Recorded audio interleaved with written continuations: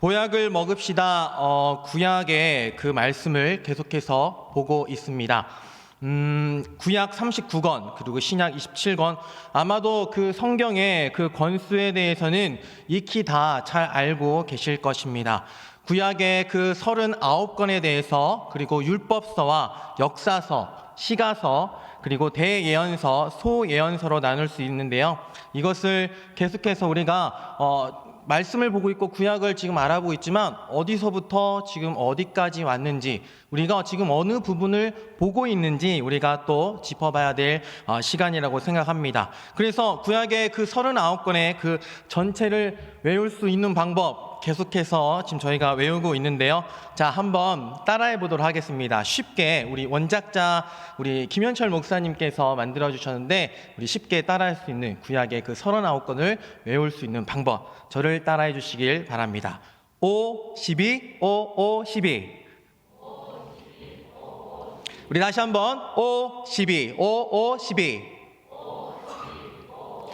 사실 이 원작자 만드신 우리 김현철 목사님의 그 포인트는요, 이렇게 손을 이렇게 모아서 5, 12, 12 이렇게 해야 된다는데, 제가 굳이 여기까지는 하지 않고 제가 이름을 좀 밝혀드렸습니다. 그래서 우리 또 김현철 목사님께서는 항상 이 보약을 먹읍시다 말씀을 준비하면서 어떻게 하면 우리 성도님들에게 쉽고 빠르게 외울 수 있을까라는 이런 또 방법을 계속해서 생각을 하고 계십니다. 저는요, 아직까지 그 페르시아 왕 있죠? 아하수에로 왕. 아하, 수요일 날 말씀을 전했던 왕이 에로가 많구나. 저는 이 페르시아 왕을 까먹을 수가 없어요. 그래서 계속해서 우리가 구약에 대해서 좀 계속 달리고 있지만 5, 12, 5, 5, 12 계속해서 우리가 지금 여기에 와 있구나, 12예언서에 와 있구나 라는 것을 생각해 보시길 바랍니다.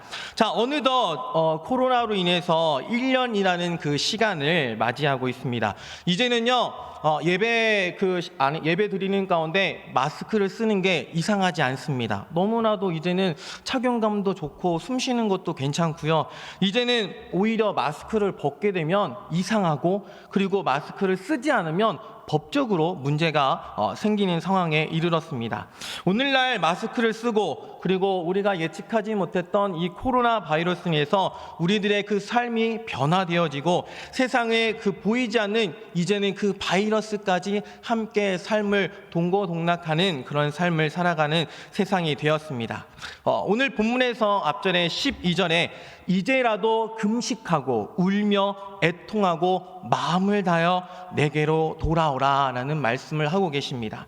코로나 상황뿐만 아니라 오늘 우리에게 그 시련과 그 힘든 상황 가운데에서 하나님께서 우리에게 그 메시지를 보내고 계신다라는 것입니다. 그저 마스크 잘 써서 바이러스 걸리지 말고 예배 잘 드려라, 이런 말씀뿐만 아니라 오늘 우리에게 주시는 그 이 요엘서를 통해서 하나님께서 우리에게, 또 우리 김혜제교회 가운데 어떻게 말씀하고 계시는지 살펴보는 귀한 시간이 되길 소망합니다. 사실 우리가 지금 요엘서를 보고 있는데, 이 요엘서 자체를 보면서 내용이 좀 어떤 내용이고, 또 우리가 공부하는 데 있어서 우리가 알기보다는 다른 방법으로 우리가 요엘서를 많이 접하고 있습니다. 2월에서도 우리가 월상예배에서도 담임 목사님께서 말씀을 전해 주셨습니다. 사도행전 2장에서 베드로가 오순절날 설교를 하면서 요엘서 2장 28절에서 31절의 그 말씀을 가장 많이 인용을 하고 있습니다. 마지막 날 말세에 하나님께서 하나님의 백성들에게 하나님의 그 영을 부어주셔서 자녀들은 예언할 것이고, 노인들은 꿈을 꿀 것이며, 청년들은 환상을 볼 것이라고 말씀하셨습니다. 이 말씀을 통해서 요엘서라고 하는 이 예언자가 한 말이라고 해서 요엘의 그 이름을 들어보는 경우가 제일 많은 것 같습니다. 말씀을 마치고 있다가 저희가 그 결단의 그 곡을 할 텐데, 마지막 날에 이 요엘서 2장 28절에서 32절의 그 복음성가의 그 마지막 날에 그 가사를 통해서 우리는 이 가사를 통해서 요엘서의 나오는 부분이구나라고 해서 실제로 다른 그 소예언서하고 마찬가지로 요엘서도 실제로 이 본문을 접할 수 있는 경우가 쉽지가 않아서 우리는 복음성가를 통해서 익히 잘 알고 있습니다. 자, 구약은요 대예언서에서 대예언서와 소예언서로 구분을 할 수가 있습니다. 예언서가 있는데 대예언서, 소예언서로 어떻게 구분할 수 있느냐? 바로 분량의 차이입니다. 소선지사는 예언의 그 기록을 작게 감당하는 선지사, 그리고 대예언서는 분량이 많습니다. 이사야, 예레미야 같이 분량이 일단 많아서 분량을 가지고 대예언서, 소예언서를 이렇게 분류를 할 수 있습니다. 오늘 함께 보실 요엘서는 소예언서에 해당이 됩니다. 책의 그 순서를 보게 되면 호세아 다음에 우리가 볼 수 있는데요. 앞에 우리 한창대 목사님께서 호세아에 대해서 아주 굉장히 잘 설명을 해주셨습니다. 호세아의 길은 하나님이 백성들과 언약을 맺었습니다. 그래서 그 언약을 맺었는데 백성들이 일방적으로 그 언약을 파기를 합니다. 파기로 인해서 그것들이 깨지게 되죠. 그것으로 인해서 하나님께서는 호세아 그 선지자의 자비가 무궁하셔서 사랑하시겠다고 포기하지 않으시겠다고 이야기를 합니다. 그런데 누군가가 그 죄값에 대해서 대신 심판을 받아야 된다고 해서 호세아의 그 엮여진 그 단어를 크게 세 가지로 우리가 나누어 본다면 언약 백성, 언약 파기, 심판, 이렇게 세 가지로 우리가 구분 지을 수 있습니다. 그런데 요엘서는요 어떤 언약과 어떤 이야기가 아니라 바로 처음부터 심판에 대해서 이야기를 하고 있습니다. 그래서 하나님께서 심판하는 가운데 그래 나는 자비가 많고 또 너희에 대해 그 사랑이 많아서 이제는 너희들이 구원을 해줄 거야, 이렇게 두 부분으로 나눌 수 있는데 1장 1절에서 2장 17절 여호와의 날에서 강조를 하고 있고 하나님께서 심판하실 것이다 라고 강조하고 있습니다. 그래서 2장 18절부터 하나님이 불쌍히 여기셔서 구원하시겠다라고 해서 3장 끝까지 이렇게 내용을 설명을 하고 있습니다. 그런데요 우리가 요엘서를 읽다 보면은 이상한 점을 발견할 수가 있습니다. 자, 이 정도로 요엘서에서 심판할 거야, 너희들의 그 죄값에 대해서 내가 물을 거야, 심판할 거야 가운데 있어서 보통 그 예언서의 가운데 예고하는 것은 어떠한 죄에 대해서 명확하게 이야기합니다. 어떠한 부분이냐면 우상 숭배라든지 간음이라든지 이 죄에 대해서 정말 명확하게 선지사들이 이렇게 너희들이 이런 잘못을 했다라고 하는데 요엘서에서는 죄에 대해서 명확하게 이야기하고 있지 않다라는 것입니다. 이 정도 심판을 얘기할 때는 웬만해서는 이야기를 할 텐데 구체적인 항목이 지적되지 않고 요엘서에서는 심판을 또 경고하면서도 그 일체의 기록을 하고 있지 않습니다. 그리고 오히려 어떤 개개인의 문제에 대해서 이야기하는 것이 아니라 공동체적 그 지적을 하게 됩니다. 요엘은요 왜 울라? 너희들은 지금 울어야 돼. 애통하면서 여호와께 나에게 돌아와야 돼 라고 하면서 왜 개개인의 죄를 지적하지 않았을까요? 요엘서에서는 사용하는 그 언어와 그 삶을 보게 되면 이스라엘 백성들이 아무리 타락해도 웬만해서도 그래도 그 형식적인 예배는 드렸다라는 것입니다. 죄짓고 또 하나님을 멀리하고 등한시하는 가운데서도 그래도 형식적인 예배는 드렸다라는 것이죠. 그런데 지금 이 상황은 그 형식조차도 무너졌다라는 것입니다. 그래서 개개인의 너는 이게 잘못됐고 너는 이게 잘못됐고 라고 이야기하는 것이 아니라 이것은 둘째치고 큰 공동체적인 그 죄가 더 먼저라는 것입니다.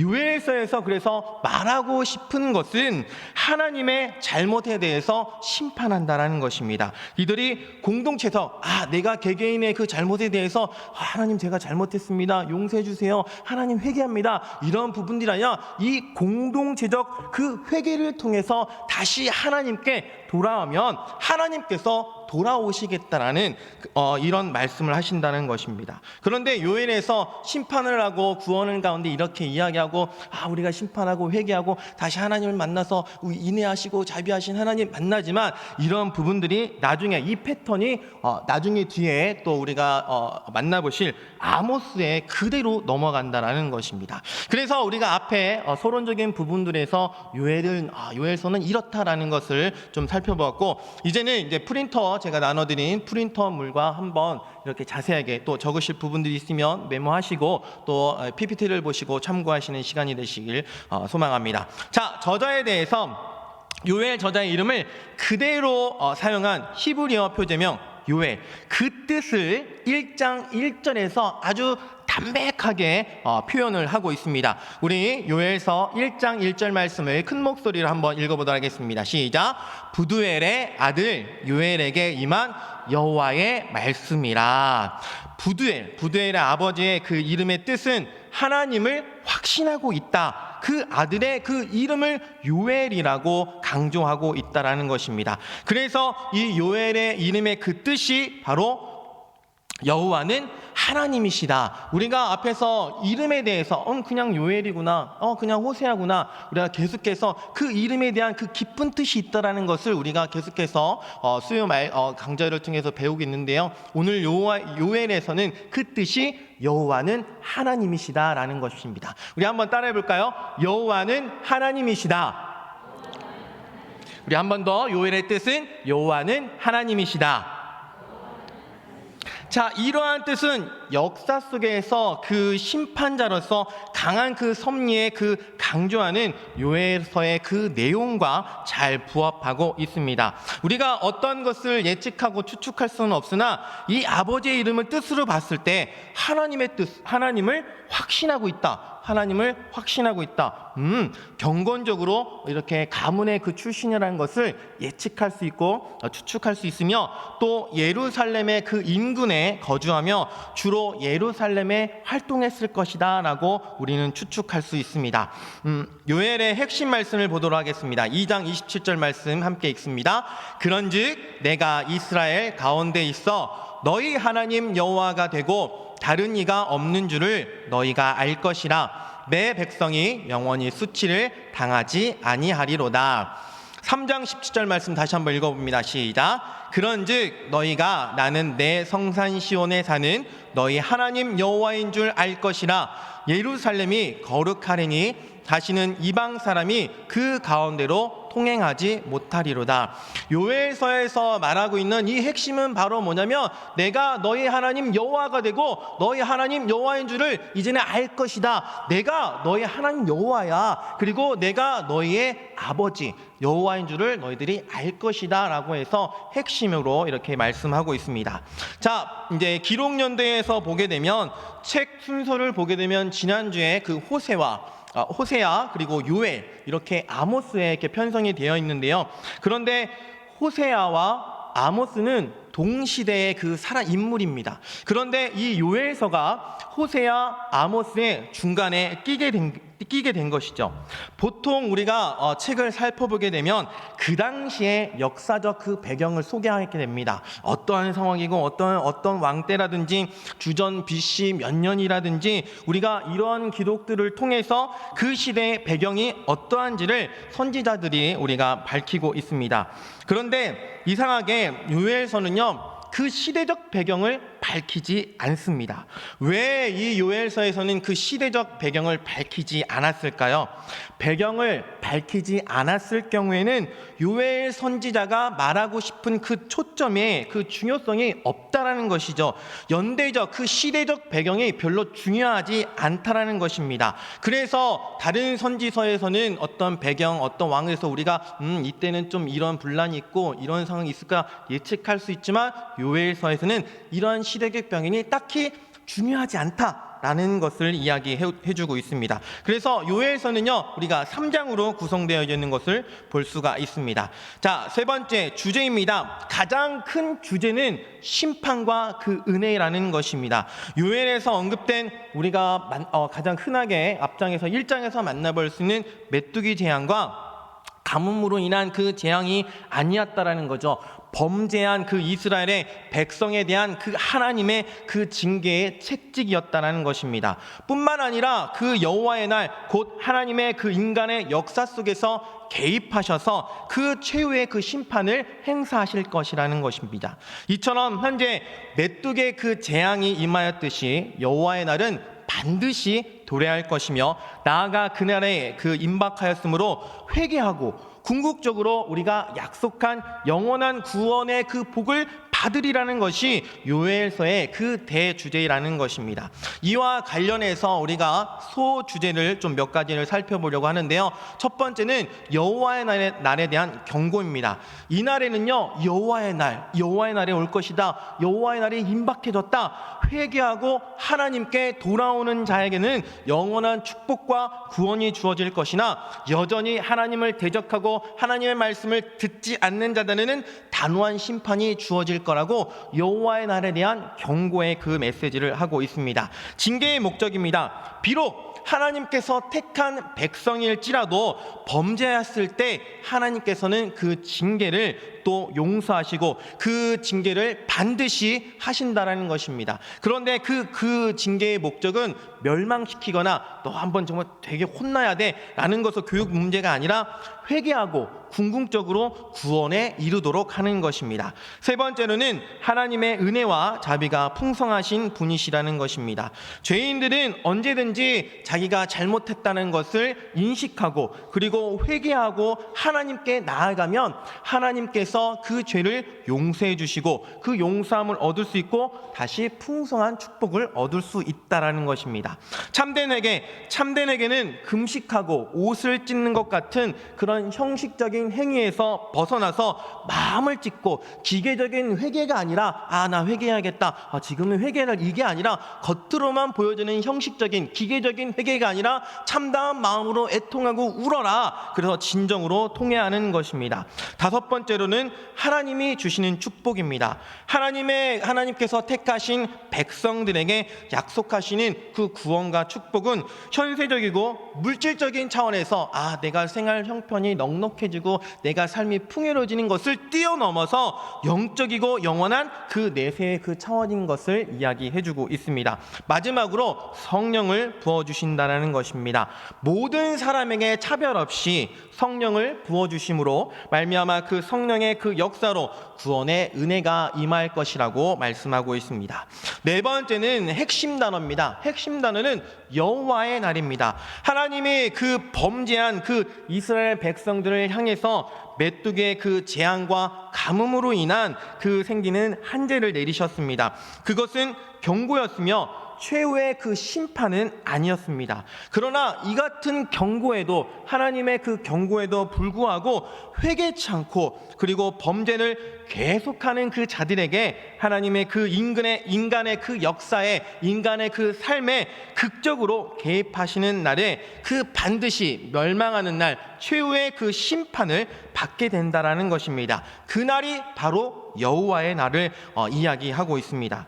요엘서는요 1차적으로 이스라엘을 향해서 나아가 모든 세대의 그 인간들을 향하여서 회개하여 하나님의 그 준엄한 최후의 그 심판의 날에 멸망이 아닌 그냥 혼나고 그냥 당해봐라 이것이 내가 여호와야 내가 너희들에 맞는 그 신의 존재를 알리는 것이 아니라 멸망이 아니라 구원에 이르도록 구원을 얻도록 하기 위한 권면을 해주고 있습니다. 따라서 이 요엘서의 핵심 단어는 여호와의 날이라고 할 수 있습니다.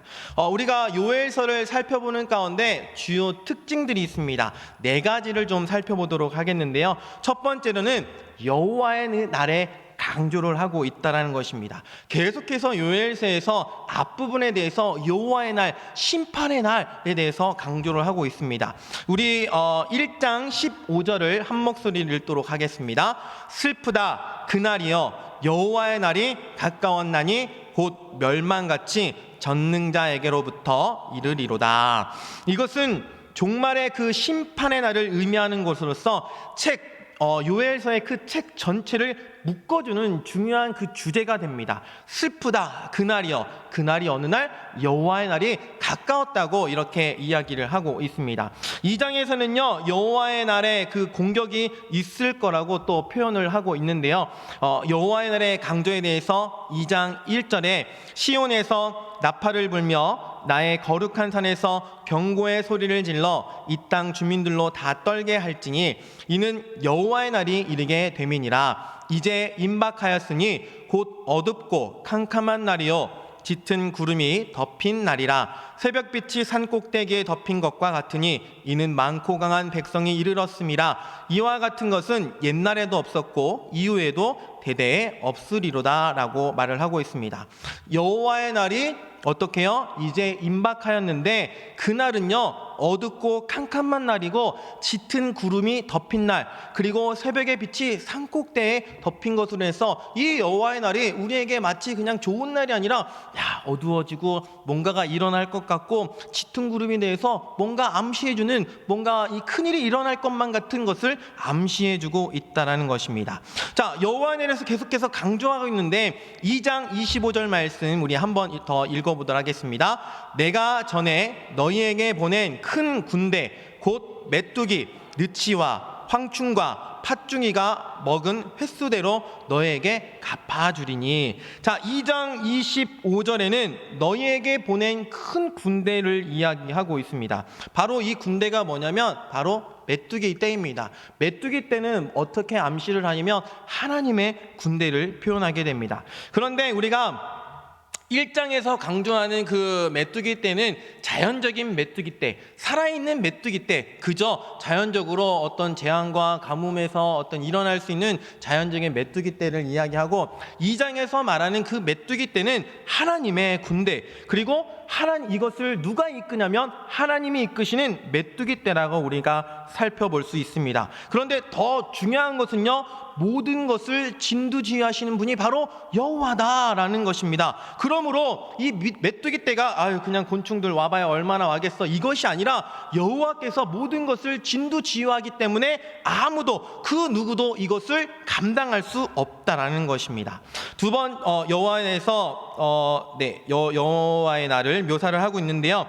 자, 1장 4절에서 팥중이가 남긴 것을 메뚜기가 먹고 메뚜기가 남긴 것을 느치가 먹고 느치가 남긴 것을 황충이 먹었도다. 제가 그림을 이렇게 다 찾아봤는데 느치는 이 모든 검색에서 잘 나오지 않더라고요. 느치는 이렇게 곤충에 대해서 나오는데 거의 메뚜기과에 동일하게 이렇게 보일 수 있습니다. 그런데 메뚜기가 그 한 가지의 메뚜기가 먹어도 그냥 남을 수가 없는데 팥중이가, 그리고 그것이 메뚜기가 먹고 그 메뚜기가 먹은 걸 느치가 먹고 황충이 먹었다고 이해하는 것은 한 종류만 와도 그냥 초토화가 되는데 4종류의 때가 와서 덮쳐서 그나마 남아있는 것을 먹어 치운다면 그야말로 초토화된다는 것을 여호와의 날에 대해서 이 팥중이와 메뚜기, 느치, 황충이를 통해서 여호와의 날을 대해서 묘사를 하고 있는 것입니다. 여호와의 날을 묘사로 메뚜기 재앙으로 표현하는 것은 매우 효과적이었습니다. 특히 고대 근동에서는 이러한 재앙들이 신의 그 노여움으로 생각했기 때문에 백성들은 어떻게든 여호와의 그 진노를 풀어드리기 위해서라도 요엘의 그 메시지에 귀를 기울였을 것입니다. 그리고 요엘서의 주요 특징인 세 번째는요, 사도들에게 매우 중요한 예언서였습니다. 신약에 그 앞서 말씀드렸던 것처럼 사도행전 2장에서 오순절날 교회가 태동한 때에 베드로 사도가 전한 메시지를 인용하는 부분이 바로 이 요엘서입니다. 다락방에 모였던 모든 무리들에게 성령이 강림해서 그들이 여러 세계 각각의 그 방언들로 와와와와 이렇게 이야기하고 있는데, 오순절을 지키기 위해서 예루살렘에 모였던 무리들이 몰라서 이것들이 어찌 된 것이냐라고 묻기 시작합니다. 이때 베드로 사도가 설교를 시작하면서 이 요엘서의 그 말씀을 인용하면서 이 오순절의 그 사건이 요엘의 그 예언의 성취임을 우리가 너무나도 잘 알고 있는 그 유명한 말씀으로 선포하기 시작한다라는 것입니다. 그래서 2장 28절에 그 후에는 내가 내 영을 만민에게 부어주리니 너희 자녀들이 장래일을 말할 것이며 너희 늙은이는 꿈을 꾸며 너희 젊은이는 이상을 볼 것이며, 32절에는 누구든지 여호와의 이름을 부르는 자는 구원을 얻으리니 이는 나 여호와의 말대로 시온산과 예루살렘에서 피할 자가 있을 것이며 남은 자 중에 나 여호와의 이 부름을 받을 자가 있을 것임이니라. 이렇게 말씀하고 있습니다. 당시 그 베드로의 그 메시지를 듣고 구원을 받고 세례를 받은 자가 무려 3,000명이나 된다라는 것이죠. 그래서 사도 바울은 로마서에서 누구든지 주의 이름을 부르는 자는 구원을 얻으리라는 이 요엘서의 그 말씀을 인용을 해서 구원의 그 보편성을 선포하고 있습니다. 네 번째로는 요엘서의 그 특징 중에 마지막 네 번째, 회개의 그 중요성을 강조한다는 것입니다. 2장 12절에서는 너희는 이제라도 금식하고 울며 애통하고 마음을 다하며 내게로 돌아오라, 이렇게 이야기하고 있습니다. 또한 2장 18절에서는 그때 여호와께서 자기의 땅을 극진히 사랑하시어 그의 백성을 불쌍히 여기실 것이라고 이야기하고 있습니다. 2장 12절에서는 이제라도 금식하고 울며 애통하고 마음을 다하여 내게 돌아오라. 요엘 선지자는요, 백성들 그리고 장로들 그리고 어린이들과 젖 먹는 자와 그런 신랑된 자와 신부된 자를 모으고 그들과 함께 제사장들은 성전에 모여서 울고 회개하며 긍휼을 베푸신다고 이렇게 하십니다. 그래서 2장 18절에 대해서 이 메시지로 인해서 극진히 사랑하셔서 울고 회개하고 나아갈 때 극진히 사랑하셔서 그의 백성을 불쌍히 여기실 것이라고 해서 이 말씀을 통해서 이 요엘서의 터닝 포인트가 되는 것입니다. 그래서 하나님께서 그리하면 이제는 내가 메뚜기 떼로 재앙을 벌하겠으니 이 피해받은 이 보상을 멸해 주시겠다, 보상해 주시겠다고 이렇게 말씀해 주시는 겁니다. 그래서 회복과 구원의 약속이 통해 이 회개의 그 힘에 대해서 우리가 그 중요성에 대해서 다시 한번 강조하고 있습니다. 그런데요, 이 회개를 해야 되는 이유, 이 회개의 힘을 통해서 우리가 그토록 하나님께서 이렇게 주시는 이유는요, 우리가 2장 13절 말씀을 다시 한번 읽어보도록 하겠습니다. 시작. 너희는 옷을 찢지 말고 마음을 찢고 너희 하나님 여호와께로 돌아올지어다. 그는 은혜로우시며 자비로우시며 노하기를 더디하시며 인애가 크시사 뜻을 돌이켜 재앙을 내리지 아니하시나니. 자, 은혜로우시며 자비로우시며 노하기를 더디하시며 은혜가 크시기 때문에 이 요엘 선지자는 이 회개의 힘에 대해서 알려주고 있다라는 것입니다. 우리에게도 우리가 잘못을 하고, 물론 이 잘못을 우리가 빨리 깨닫고 하나님께 용서를 구하고 죄의 용서받고 또 그 가운데 삶을 살아가면 아주 좋겠지만, 우리가 삶을 바쁘게 살아가다 보면 이것이 죄인지, 이것을 또한 죄인지도 알면서도 그냥 우리가 넘어가는 그런 경우가 많다라는 것입니다. 그럼에도 불구하고 하나님께서는 우리에게 회개할 그 길을 주시는 가운데 우리가 하나님께서 또 보호해주고 인도하시는 그 길을 걸어가 우리가 잘못 왔지, 다시 돌아갈 순 없나, 그냥 이대로 살아야겠다라는 것이 아니라 빨리 우리의 그런 잘못, 우리의 그 공동체적인 그런 잘못을 인식하고 하나님께 돌아가 회개하는 그 역사가 일어나 우리 모두에게 그 하나님의 그 인애로우신 그 자비를 누르시는 우리 김혜재 교회 성도님들 되시길 다시 한번 간절히 소망합니다. 마지막으로 이제 요엘서의 그 내용에 대해서 간략하게 좀 분석을 하려고 하는데요. 표를 보시면 구분과 주제의 그 선민에게 회개의 촉구, 회개에 따른 회복의 약속, 온 세상 세계의 그 회복을 통해서 부분별로 이렇게 나눠져서 간략하게만 제가 전달을 해도록 하겠습니다. 첫 번째로 여호와의 날에 대한 경고와 비슷하게 계속해서 이제 중복되는 부분들도 있지만 경고와 회개의 그 촉구에 대해서 이야기하고 있습니다. 1장과 2장을 우리가 살펴보게 되면 어떻게 해요? 여호와의 날을 계속적으로 강조하고 있습니다. 과거에는요, 자기 백성을 구하고 악을 대적하기 위해서 강력한 방법으로 나타나신 사건을 가리키고 있습니다. 1장에서는 과거의 그 여호와의 날을 생각하게 합니다. 메뚜기 떼를 통해서 이스라엘을 황폐하게 했던 그 재앙에 대해서 다시 말을 하게 되죠. 이것을 우리가 과거에 좀 더 올라가게 되면 메뚜기 떼를 생각하면 어디를 생각할 수 있죠? 바로 출애굽기의 그 10장의 8번째 재앙을 우리는 떠올릴 수 있습니다.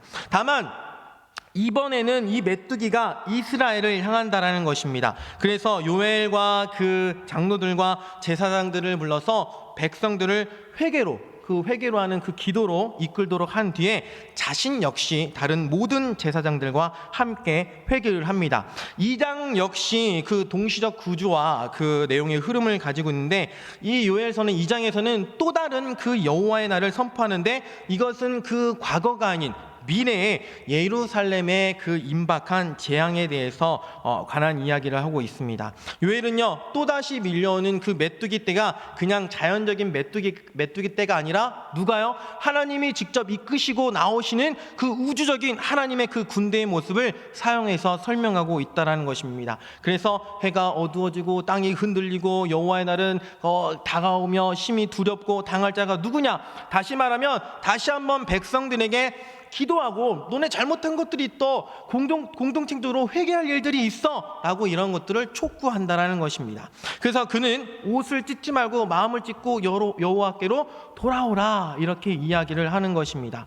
마음을 찢어라. 즉 이 회개의 그 문제가 그냥 단순한 이 상황과 이 시대를 벗어나기 위해서 그냥 코로나니까 우리가 잘 버티고 있으면 언젠가 종식되겠지, 백신이 나오고 하니까 잘 마무리가 될 거야, 그냥 이 벗어나기 위해서 우리가 보여주는 행식적인 부분으로 전략했다는 것을 우리는 볼 수 있습니다. 그는 하나님께서는 우리의 그 마음 가운데, 하나님 저희 이렇게 열심히 예배드리고 있고요, 저희 이렇게 열심히 활동하고 있어요, 코로나 가운데 모이지 못하는 것에서 함께 예배하고 있어요, 이런 모습들도 중요하지만 개개인의 그리고 공동체, 우리 김혜재교회에 선포되는 모든 이 메시지들이 한마음 한뜻으로 된다라는 거죠. 우리는 한마음 한뜻으로 자 우리가 여호와께로 돌아가자, 회개해야 됩니다 하면서 나는 회개했어, 나는 회개할 부분이 이렇게 작은데 난 좀 빨리 하고 가야 될 것 같아, 이런 서로 다른 의견들이 아니라 공동체적으로 하나된 마음으로 이기심과 제약으로 나만 아니면 돼, 나 빠져도 되겠지,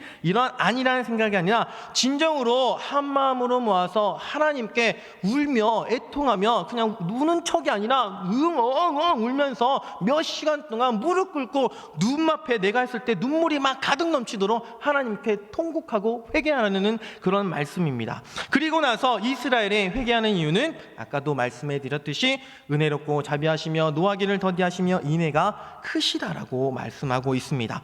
두 번째 그 내용에는 회개 촉구와 회개하는 자에 대한 약속에 대해서 이야기를 하고 있습니다. 이제 여호와의 날에 대해서 장면이 전환이 되면서 하나님께서 이 백성들에게 회개에 대해서 어떻게 반응하시는지 들려주는 짧은 장면이 나옵니다. 우리가 2장 12절에서 17절에서는 18절에서는 이야기합니다. 그때 여호와께서 자기의 땅을 극진히 사랑하시어 그의 백성을 불쌍히 여기실 것이라.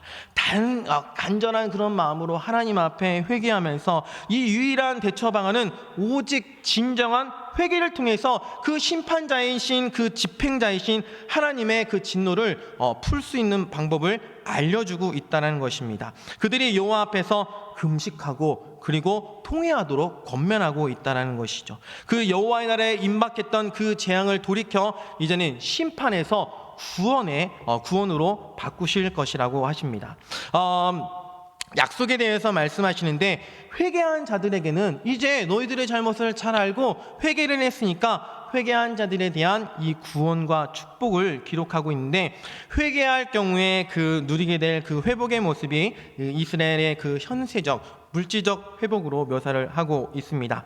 여호와께서는 자기 땅을 위하여 중심이 뜨거우시며 긍휼히 여기신다는 마음을 확실하게 전달하시고 곡식과 그리고 새 포도주와 기름으로 흡족하게 회복해 주시며 열국 중에서 욕을 당하지 않도록 하시겠다는 매우 구체적으로 묘사하면서 말씀을 해주고 계십니다. 그리고 황폐한 땅을 회복하신다고 이 요엘서 2장 22절에서 26절에서 황폐한 땅, 쓰지 못하는 땅을 회복시켜 주셔서 다시 생명을 찾게 해주시고 다시 한번 풍요롭게 하신다고 말씀하고 계시며, 요엘서 2장 27절에서는 하나님의 백성 가운데 거하실 거룩한 임재, 하나님의 그의 백성 가운데 거룩한 임재로 찾아오셔서 모든 사람들이 누구나 누군 이렇고 누군 저렇고 하는 게 아니라 모든 사람이 그 임재를 누리게 될 것이라고 말씀하고 있습니다.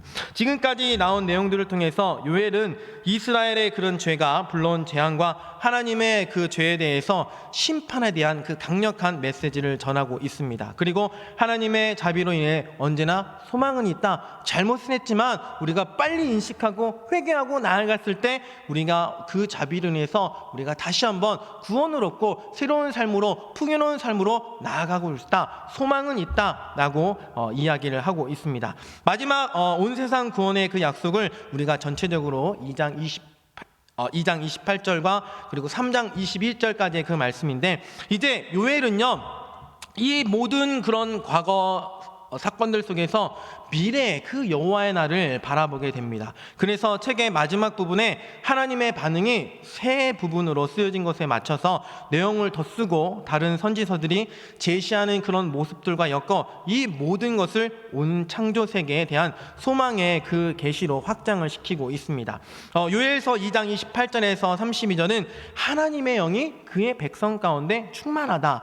그 백성들 가운데 임하실 그 하나님에 대한 소망은 미래의 어느 날 하나님의 영, 즉 그분의 그 생명의 그 임재가 임할 뿐만 아니라 온 백성들이 모두 다 그 충만할 것이라고 그 약속이 좀 더 확장이 되어 갑니다. 그리고 여기서 요엘은 이사야, 예레미야 그리고 에스겔 선지자의 그 약속들을 인용하면서 하나님의 영이 임하면 그 백성이 변화되고 힘을 얻고 그분을 진정으로 사랑하고 따르게 될 것이다 라고 선포하고 있습니다.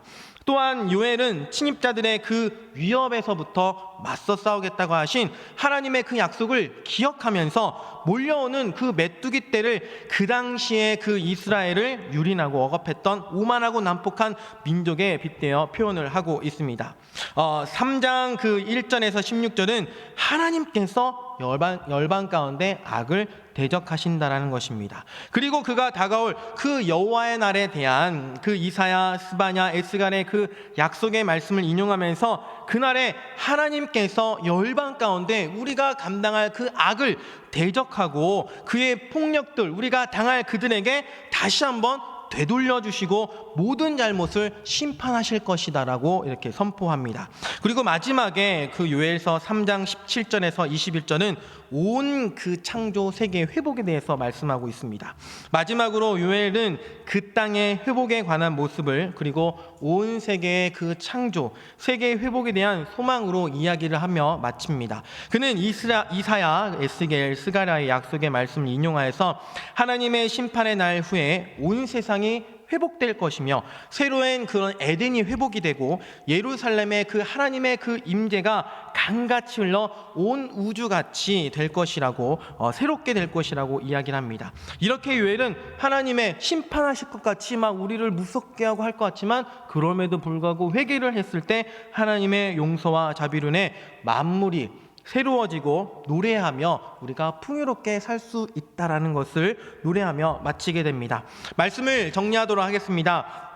요엘은요 인간의 죄와 실패가 아니라 이 세상에 파괴적인 결과를 가져오는지 그리고 그 심각성을 깨닫게 합니다. 그리고 또 하나님께서 자기의 그 죄에 대해서 인정하고 그리고 자백하는 자에게 얼마나 자비를 베푸시길 원하시는지도 알고 계십니다. 내가 이 정도의 잘못을 해줬는데 과연 하나님께서 용서해 주실까? 내가 이만큼의 그 길을 걸어왔는데 이만큼 걸어간다고 하나님께서 나를 다시 봐주실까? 라는 이런 생각이 있지만 언제나 빨리 와라, 나에게만 온다면. 그래서 제가 이 요엘서 준비하는데 이제라도 지금이라도 늦지 않았어, 내게로 돌아온다면 모든 것이 해결될 거야. 이제라도 나에게 오렴. 나는 여호와 하나님이야. 너희가 생각하는 이만한 그냥 마음 같아갖고 그냥 좀 마음이 좀 아파서 좀 지금 언제쯤이라고 와서 내 용서해 줄 것 같아 이런 마음이 아니라 넓고 풍성하고 한없이 크신 바다보다 더 깊은 그 하나님의 그 마음으로 언제든지 와 나에게만 온다면 지금이라도 이곳에 온다면 용서해 줄게 자비를 베풀게 새롭게 살고 싶어 풍요롭게 살고 싶어 자비를 베푸시기를 준비하고 계신다라는 것입니다. 그리고 하나님께서 우리에게 소망을 품게 하셔서 그냥 나 이제 하나님 모든 것이 죄로 이렇게 말미암아 회복되어졌을 때 그것으로 이제 다시 살아야지 어떻게 살아야 돼? 희망을 주시고 소망을 주시고 생각의 힘을 주시고 나아가야 될 방법과 길을 알려주신다라는 것입니다. 그리고 그 가운데 걸어갈 때 그냥 야 너 혼자 걸어가라는 것이 아니라 하나님이 우리와 함께 걸어가시면서 악한 모든 그 상황들 코로나 여러 가지 핍박과 질투와 시기와 오만한 부분들을 악을 다 대적하시면서 우리가 평탄한 길로 형통한 길로 갈 수 있도록 우리 하나님께서 함께 걸어가 주신다라는 것입니다. 치유와 그 임재와 그 만물을 새롭게 하실 것도 이야기를 하고 있습니다. 우리는 이제라도 여호와께 돌아가야 할 것입니다. 코로나가 우리가 가장 최근에 대해서 가장 가깝게 소환한 것이 무엇이 있을까요? 여러 매체를 통해서 보지만 빨리 코로나가 종식이 돼서 이 답답한 마스크 좀 그만 쓰자.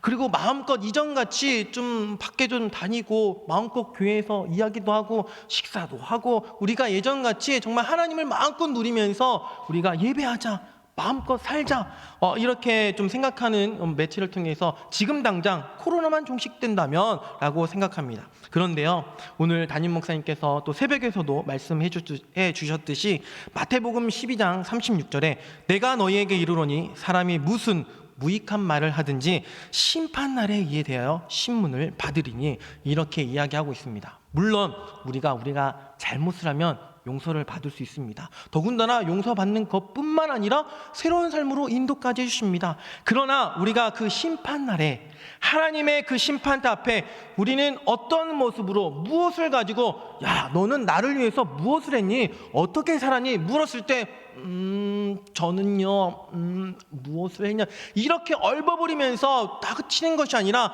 하나님 앞에 부끄럼 없이 저는 하나님을 위해서 이렇게 했고요 저렇게 했고요 저는 떳떳하게 하나님 보시기에 부끄럽지 않게 신앙의 삶을 성도의 삶을 하나님의 자녀 백성의 삶을 살았습니다. 나는 두려워 부끄러운 만남이 되지 않고 떳떳한 그 하나님의 그 심판대 앞에서 하나님을 만날 수 있어야 된다는 것입니다. 우리가 지금 두려워하는 것 우리의 건강과 우리의 그 앞에 인생의 모든 문제들 이 코로나를 뛰어넘어 우리는 누구를 두려워해야 되면 하나님을 익히 두려워하며 우리의 그 모든 말과 행실이 오직 그 선한 향기가 되어 주님 앞에 기쁨으로 드려지는 믿음의 삶이 되어야 할 것입니다. 우리는 이제라도 지금부터라도 우리가 당장 지금 늦지 않았어 지금이라도 이제라도 주님의 은혜와 자비가 크신 하나님께 다시 한번 돌아오시는 우리 또 하나님의 사랑이 넘쳐 흘러나는 우리 김혜제일교회로 다시 돌아오시는 우리 김혜제일교회 성도님들이 되시길 주님의 이름으로 간절히 축복합니다. 기도하겠습니다.